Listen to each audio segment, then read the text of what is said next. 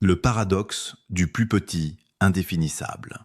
Considérez le plus petit entier qui ne peut pas être décrit en moins de 20 mots en français. S'il existe, la formule que vous venez d'entendre le décrit en 17 mots. Il est donc, en réalité, décrit en moins de 20 mots. Contradiction. S'il n'existe pas, cela signifierait que tous les entiers peuvent être décrits en moins de 20 mots, ce qui est impossible. Il y a un nombre fini de descriptions courtes, mais une infinité d'entiers.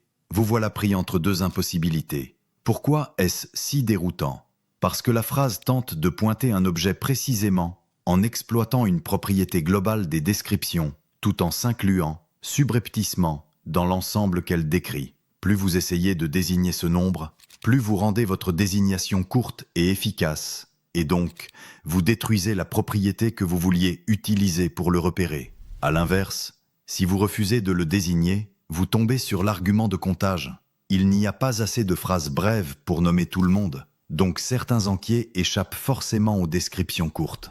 L'un d'eux devrait donc être le plus petit de ce genre. Ce paradoxe met en lumière une tension entre le langage naturel et la rigueur logique. Dire « décrit en moins de 20 mots » semble clair, mais en réalité, la notion dépend du contexte, du vocabulaire autorisé, et même du fait de citer ou non la phrase elle-même.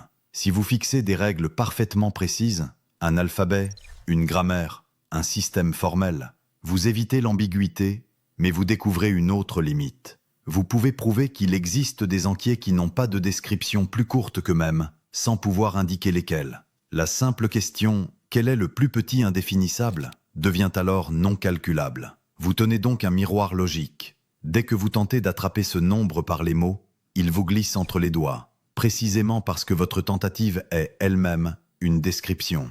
Et si vous renoncez à l'attraper, l'arithmétique vous rappelle qu'il doit bien y en avoir un.